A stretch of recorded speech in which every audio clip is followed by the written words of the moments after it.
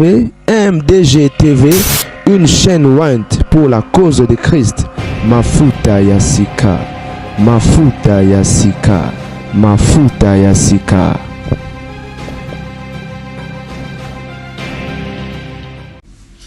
Mbote bandeko babolingo, certainement vous allez très bien, moi je vais bien parler Christidia, la mi farazon de sous. J'espère que vous allez la vidéo, vous avez disciple, tope moana, ya prophète Nganga, ou amelisa bat papeto la bomara bato, ako poata ba vérité, ya bisiko azalaka. Je crois, bato bo tala ba film, to ba notala mingi na bomona, j'aimais trop les films d'action. Il y a Maître Paille, il y a Brice, il y a Jean-Claude Van Damme. Au cas où film ezara, tant acteur à film azai na mwana muke, hein? Azoko la mettre zone nyonga ina ba film bu bankuba. Panza écartement 160 degrés et 320. Mwana zo ganga, tant komi mukolo mi mettre mobeta na mettre omi ko bangai parce que aleki na mettre. Boyoki a disciple avoué lobiki.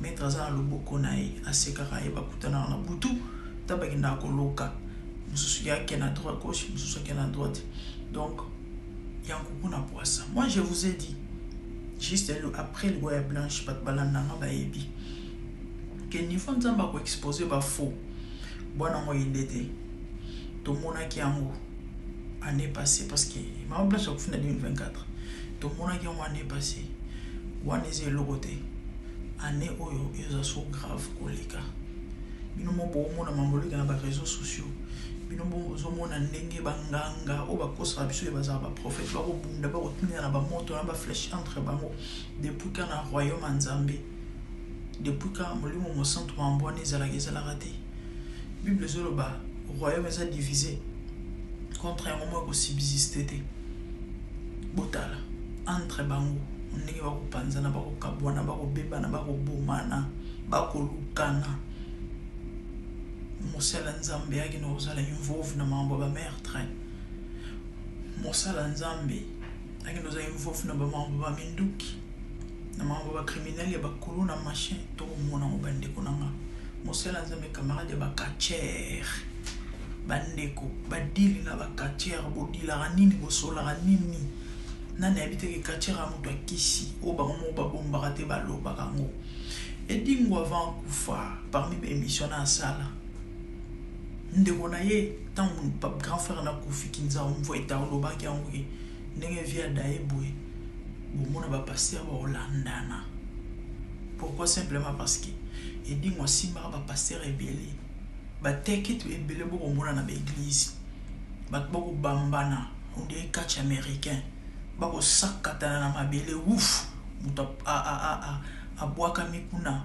et a matili kolo soki 10 cm aiko bamana na se croyant que onction topé ngwa mo santo bande ko nzura ndi ba démon ba kisi biloko edingwe pasteur ba buzz a imposé dingwe soi-disant maboko edingwa bongo motema quelque temps après et dit moi le bagino ezaki cop ba pesa ki mbongo nana landa be émission na teti na YouTube ezali toloba na monoko nini pour ba comprendre ba mamzu o seulement peut-être robomba ma topé na ndenge moko ya autant soumiso moto mona te on peut comprendre maintenant au penza misozo mona ata ko ton voûtement ngo ya bino ya niveau nini ya degré nini bande ko na ngai et dis-moi les émissions lobby qui nous a qu'à farce tant ba moni aken kamba ba lobby mais finalement youtube mon que comme chrétien awa habité wana rozala jamais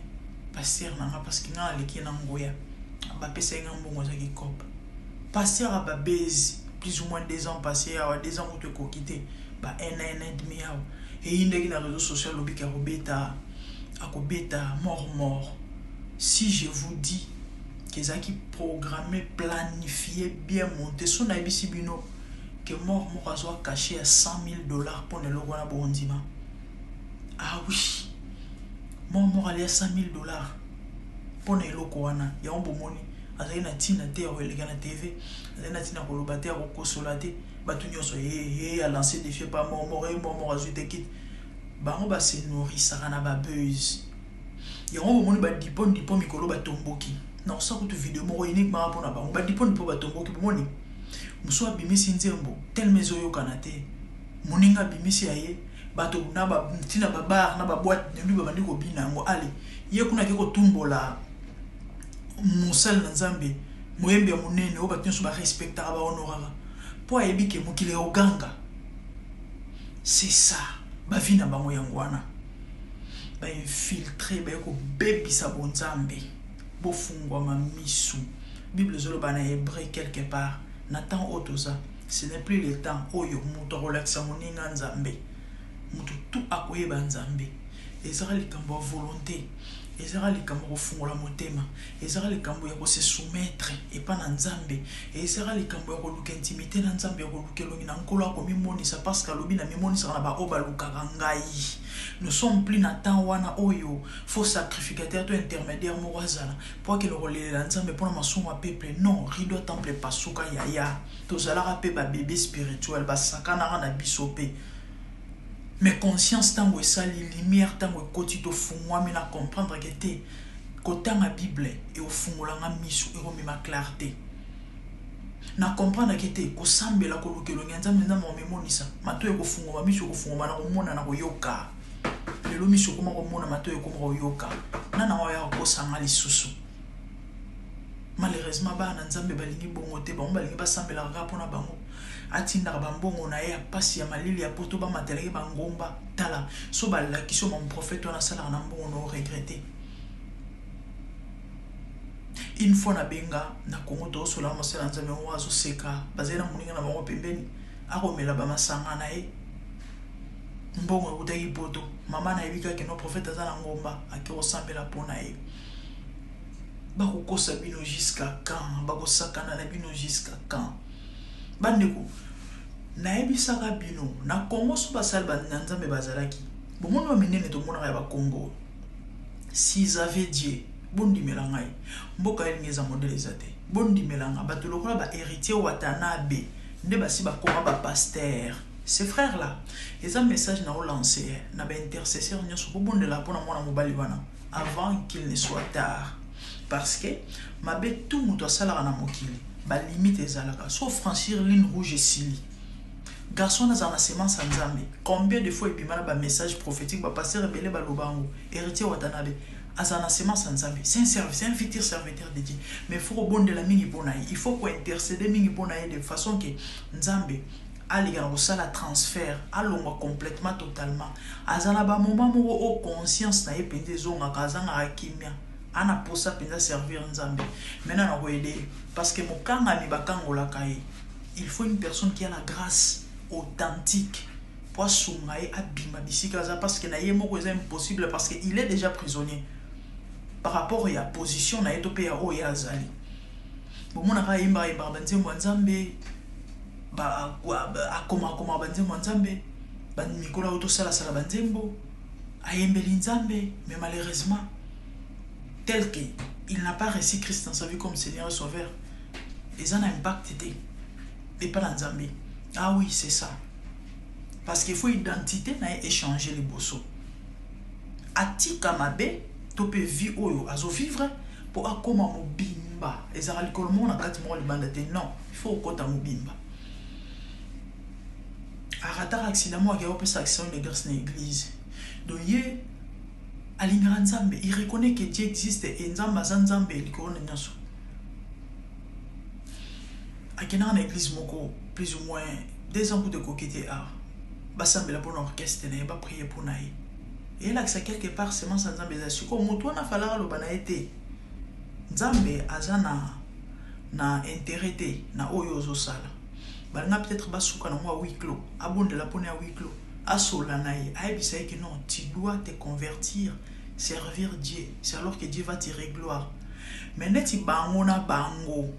Ba ya likolo etumbelo nkolo babondela pona orchestre mokili o emela makile lekisaka batu qui ne sait pas que succès vendu na trop na succès vendu na makila mabena biso apotolo baba vérité bango na bango ba toana nyonso bateka bonzambe pitié tout ces passeurs ba kamana ba mission mokili ba sataniste ba occultiste bakosala désordre na mboka mawa toloba te tokoloba ou bien bobongola mitema ou carrément boyebisa mokili qui vous êtes tant bakoyebisa bino boti kokenda na baeglise ya bato wana kote azofinga basali na nzambe wa basali na nzambe. Bonjour ma sœur, moi si oyo aya ko sopela Yesu parfum na makolo. Yesu nde abengaka ye. Yesu nde abengaka ye. Pourquoi ayaki Yesu abenganaki ye te? Zwa réponse. Mama, soki papa oza soki mama. Moi si oyo ya ndumba eko sopa parfum na makolo ya Yesu, ayaki po Yesu atie maboko, azwa onction po azwa mibali ya mbongo ebele. A continuer kosala kindumba koba na kindumba azwa ba président de la république abimana ba ministre to mwasi wana ye ko répandre nde motema na ye abongola motema koma disciple ya Yesu siko ndenge nini ya bino prophète bato mabe bazoya epa na ye bazwa onction ba continuer na mabe motuna ngana zotuna bozo répondre ngate qu'est-ce que Jésus a à voir avec la musique dite mondaine? Qu'est-ce que Jésus a à voir na musique ya Fally Ipupa? Qu'est-ce que Jésus a à voir na musique oyo ya mokili zo ko adorer batu mbongo bisiko to biso nyonso to bi ke kisi ezali balekisaka batu? Mais un prophète de Dieu soi-disant oh azali censé ya kolakisa batu nzela ya nzambe ya kobongolisa batu motema na nzela maloba na ye ya kosambela pona batu pona lokumu na nzambe abonde la concert ya mokili oyo ezo sacrifier milimo et réussir eza mawe eza pasi pona ba aveugle lokola bino na eka lokola motindami na nzambe pona fungola batu misu.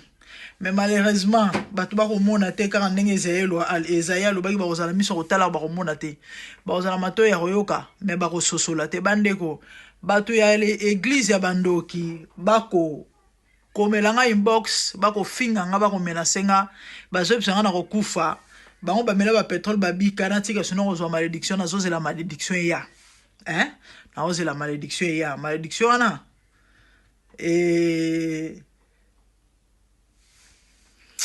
ya mawa nzamba okela bino mawa afungola bino miso pa sunga bino fo mona penza ke non ba envoûté ba aveuglé envoûtement na niveau ya extase de veut dire sans retour de bat ba komi bizengi en esprit bizengi na molimo bat ba ko tanga soyi na molimo de veut dire retour eza susute donc bino apparemment ba bongo na sute nzamba okela bino vraiment mawa botanga la Bible to botanga la Bible te. Que Dieu nous aide. Moutounion se rebête à martyr, il faut que mon prophète Condé. Vous savez ce que ça signifie? Yesu tango ayaki, avant bana ministère, fallait Jean-Baptiste à baptiser. Fallait Jean-Baptiste à introduire rien dans le monde des esprits, à initier, à kotisaye, andi mama na mokila ya milimo. Boa banda musala. C'est comme ça. Tellement lui il s'est rendu maître. Seigneur et martyr. Parce qu'à ton disant sans bruit, sans fiche, sans campagne, sans machin. Et du coup, nous soit ligné à andimisa. Topandi mamalorola, il doit passer par lui. Kaba to amoli mo kaba initié va comprendre le message wana. Malheureusement, bana ténèbres Bible zoloba. Baza plus éclairé que bana lumière. Nazoye bate, il faut bato baloba ndenge nini po ba comprendre quel aveuglement, quel envoûtement tina niveau au kapenza ya extase. Moi c'est ndumba kena yeso pese onction. Asa ki ndumba bien azo mibala mbongo. To ya kenda inde obongo la motema comme disciple Yesu. Ba musicien ba kendara et pas prophète na bino kozo e pas quoi. Banani ba bongo le motema. Banani bati o yembela mokili, ba ko yembela nzambe. Eza mawa. Bible zoloba na biso. Avant na nata passage. Na ngwa yebite ke musique ya mokili eza na kisi. Ke na musique ya mokili balekisaka batu. Ke na musique ya mokili mabeka nde mutu ezali eno malamu.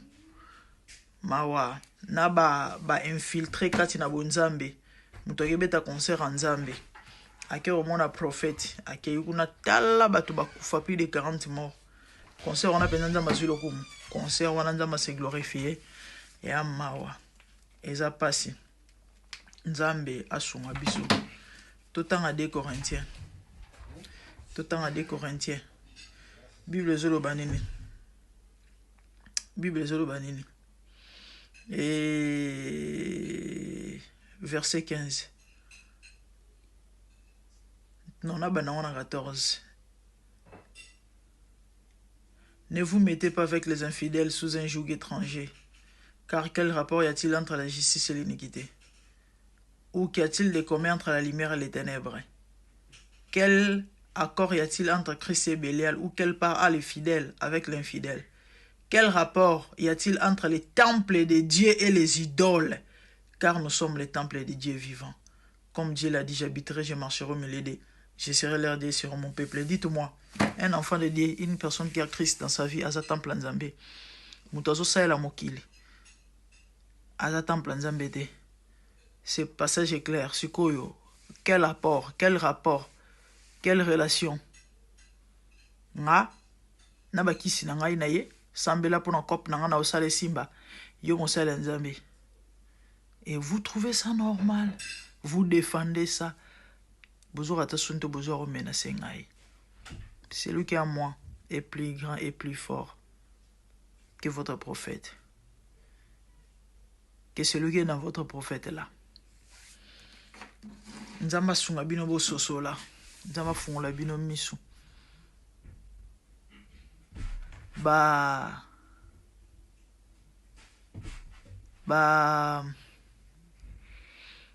Bifalo.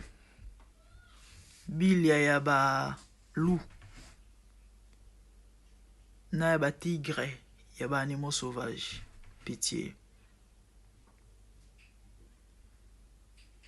Nazora pas si mais ma commise loba ni le vendredi père si le office si le père ne l'attire. Nzamba sa musa na écarté ni par la puissance ni par la force. Ngana osala rapport na ngai. Ngana ka instrument nzamba zolekela. Pona fungola bato misu. Nzamba okama wa yozolanda ngai ososola. Botanga Bible te. Bino botanga Bible te. Vraiment que le Seigneur vous aide. Oh my God. Au niveau un foot ma boisa grave hein.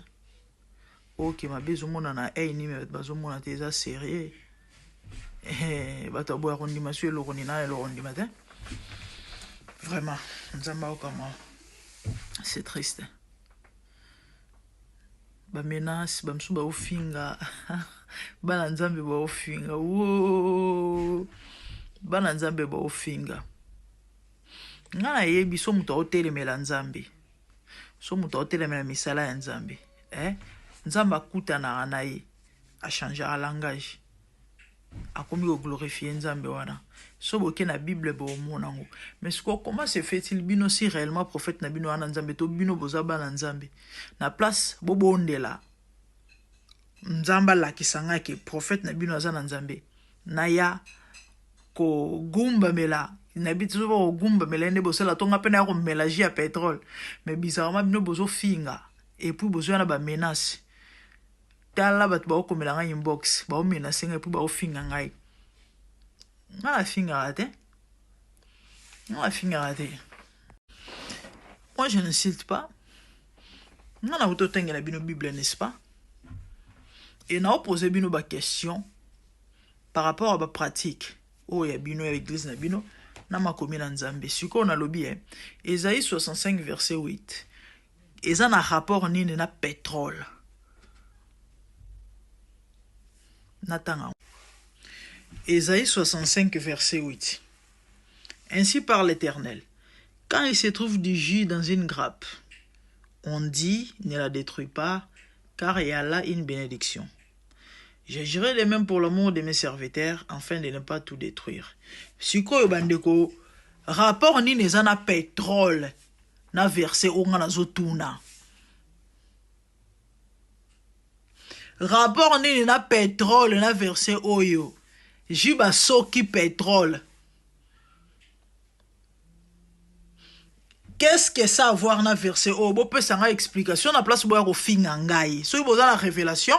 Ok, bolo balangai boko melangai eza na rapport ni na passage oyo. Eh Seigneur Jésus, nzambe yokamawa yokabano ma yokalibota no ma. Nzamba kangola bino na kombo na Yesu. Pitié. Je vis le Seigneur assis sur un trône très élevé, et les pans de sa robe remplissent les temples. Les séraphins s'étaient au-dessus de lui et criaient l'un à l'autre, disaient Saint, Saint, Saint est l'Éternel des armées. Toute la terre est pleine de sa gloire. Dans les cieux des cieux, là où vivent les rois, il y a des créatures qui l'adorent et les louent. Dans les lieux célestes, là où règne mon roi, il y a des anges qui chantent jour et nuit en sa gloire. Les 24 vieillards et les 4 êtres vivants, ensemble avec les anges, chantent ensemble en air. Ils ont réussi l'homme d'adorer les rois, car il est l'unique, le seul vrai Dieu. Seigneur, reçois favorablement les paroles de ma bouche, car les portes furent ébranlées dans leur fondement par la voix qui retentissait, et la maison s'était remplie de fumée. Glorifie-toi. Dans les cieux, sur la terre, même sous la terre, tout est l'âme confesse que Jésus est Seigneur, car il est élevé au-dessus de toutes choses, et son nom est au-dessus de tout nom. Jésus, je m'avance devant toi, oh mon Dieu, mon roi, unissant ma voix avec ceux des anges, en jetant nos courants et des coups pleins de parfums odoriférants, nous rendons gloire.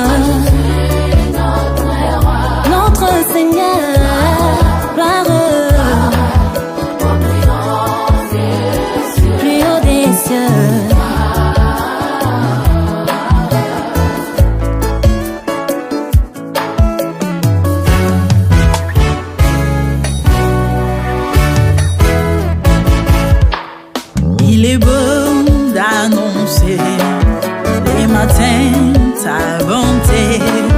Voici mon sacrifice, la louange de ma bouche, les fruits de mes lèvres qui confessent ton nom en poussant des cris, car tes œuvres sont grandes. Bienvenue jour dans ta face, que mille ailleurs, car tu es mon soleil, mon bouclier, ma tour forte. Tu me donnes la force du bif, tu m'arroses d'une huile fraîche. On est se plaît à contempler mes ennemis grâce à toi.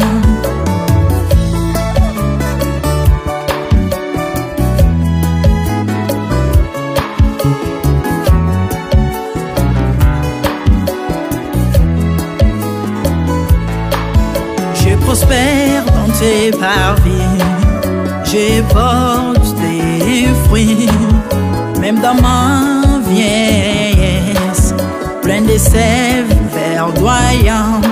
Comme le palmier, les justes croissent et s'élèvent comme les cèdres du Liban planté dans les jardins de Dieu.